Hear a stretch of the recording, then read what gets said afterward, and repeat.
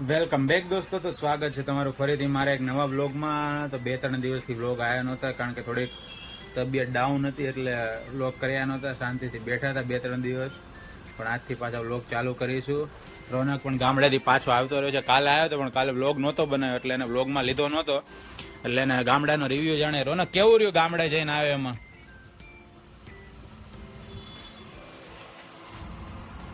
ગામડે તો હું ગામ તો મજા જ આવે.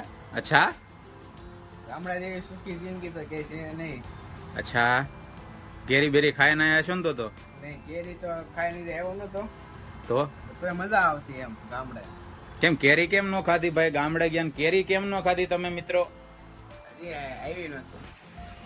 ઉનાળો પતો એમ કે આ ભાઈ કે કેરી નો થાય, મારાનું શું કરવાનું બોલો? ઓરિજિનલ કેરી નથી તો પાકવેલી તો બધી મળતી જ હતી. ઇન્જેક્શન વાળી મળતી હતી. ઓ માય ગોડ, ગામડે બી હવે વિચાર કરો ક્યાં પૂગી ગયા દિવસો કે ગામડે હવે ઓરિજિનલ કેરી નથી. ગામડે પણ ઓરિજિનલ કેરી નથી મળતી. નથી અહીંયા પેટ્રોલ મળતું, પેટ્રોલ પંપ બંધ થઈ ગયા, પેટ્રોલ પંપે લાઈનો લાગી છે. મોદી સાહેબે સોનું ખરીદવાની ના પાડી દીધી. હવે રોનક, આપણે કરવાનું શું એમ કેતો? હવે હું તો કાલ 10 કલાકનું સોનું ખરીદતો હતો, પણ નરેન્દ્ર મોદીએ ના પાડી એટલે આપણે રહેવા દીધું. ઠોકીને 10 કલાકની 10 કિલો આવે. 10 કિલો આવા લોકો સોનું ખરીદવા નતા 10 કલાકનું. પણ હવે કાંઈ વાંધો નહીં દોસ્તો, આજથી પાછા વ્લોગ ચાલુ કરીએ છીએ. તો બન્યા રહેજો મારા નવા વ્લોગમાં. જય શ્રી રામ, હર હર મહાદેવ. તો દોસ્તો, સવારમાં આવી ગયા છે આદર્શના ખમણ અને પાતરા સાથે ચટણી અને મરચા. તો આહા, ગરમા ગરમ ખમણ આદર્શના એક નંબર. વાહ ભાઈ વાહ. અમારો કાળિયો એસી સાફ કરી રહ્યો છે.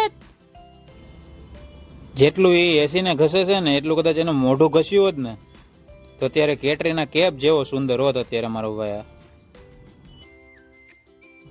તો યુનિક સ્ક્વેરના હની કોમ્બ અને રોલર બ્લાઇન્ડ સાઈડ પર આવી ગયા છે અને હવે અમારે સાઈડ પર મૂકવાના છે. મિત્રો, આ બે પાર્સલ હવે ચડાવી છે. હનીકોમ ને રોલર બ્લાઇન્ડ ના એક પાર્સલ મોટું નીચે પડ્યું, લગભગ હાલીને ચડાવવું પડશે સીડીથી. હવે જોઈએ શું થવાનું છે. પહોંચી ગયા રોનક.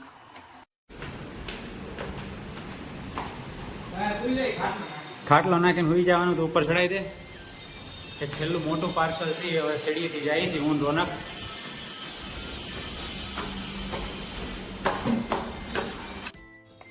જમવાનો ટાઈમ થઈ ગયો છે. તો જમવામાં છે દાળ ભાત, ગરમા ગરમ દૂધી દાળનું શાક, રોટલી, તીખા તીખા સેવ મમરા. રોનકના શાકમાં શું છે? મને તો લાગે છે ગુવાર બટેકા છે. હવે ખોલે ત્યારે ખબર પડે. તો ગુવાર બટેકા આવ્યા છે. તો મિત્રો, હું અને રોનક જઈ રહ્યા છીએ લાલ ઘોડા પાસે વેસુ. આ મારો કાળો આવી ગયો. ગાડીમાં મેજર ટેપ હતી નહીં, તો અહીંયા ભટ્ટાર પાસે અહીંયાથી રોનકને મોકલો લેવા માટે. તો રોનકે મેજર ટેપ લઈ લીધી છે. તો રોનકભાઈ મેજર ટેપ ફૂલ બાકાજી ગયો. મેજર ટેપ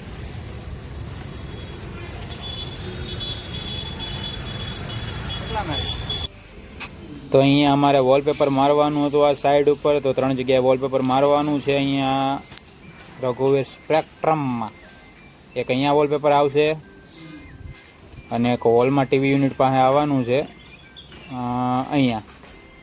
તો મેજરમેન્ટ લેવાઈ ગયું છે. તો હવે હું ને રોનક જઈએ છીએ પાછા પાલ તરફ એક સાઈડ વિઝિટ માટે. કારીગરે કામ બરાબર કર્યું છે કે નહીં હેડબોર્ડનું જોવા માટે. અમારો કાળિયો આવી ગયો, બીજો કાળિયો. ભર ઉનાળે 4 વાગી ગયા છે. સુરત દેવતા અમારી પર મહેરબાન છે. તો હું અને રોનક જઈ રહ્યા છીએ પાલ સાઈડ વિઝિટમાં, જ્યાં હેડબોર્ડ અને બેડબોર્ડરનું કામ કારીગરે કેવું કર્યું છે એ અમારે જોવાનું છે. હવે તો હું અને રોનક કાળા તડકામાં બે કાળિયા વાંદરા જેવા નીકળ્યા છીએ અત્યારે પાલ બાજુ. અંગીની વરામાં પહોંચી ગયા છે જ્યાં હેડબોર્ડનું કામ ચાલુ છે. આ છે આપણા રોનકભાઈ. તો હવે જોઈએ કારીગરે કેટલું કામ કર્યું છે. 4 બેડરૂમનું કામ હતું, કેટલા બેડરૂમ પૂરા કર્યા છે જોઈએ હવે.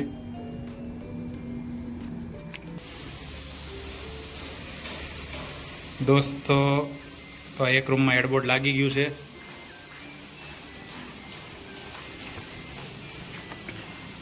બીજા રૂમમાં હેડબોર્ડ લાગી ગયું છે.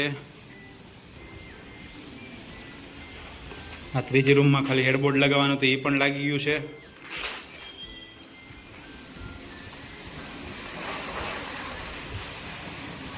અને ચોથી રૂમમાં પણ હેડબોર્ડ લાગી ગયું છે અને એટલું ફોર્મ અને આ બધું સામાન વધ્યો છે એ હવે મેં અહીંયાથી પાછા લેતા જાઉં પણ કામકાજ બધું કમ્પ્લીટ થઈ ગયું છે હેડબોર્ડનું અહીંયા તો મિત્રો પાલથી પાછા આવતા રહ્યા છીએ. ગરમા ગરમ ફાફડી અને સિંગ ભજીયા લઈ લીધા છે. હા ફૂલ થાકી ગયા છે. રોનકભાઈ નીચે ગાડી ચાર્જિંગમાં મૂકવા ગયો છે. એ આવે એટલે થોડોક નાસ્તો કરી લેવો હવે સિંગ ભજીયા અને ફાફડીનો.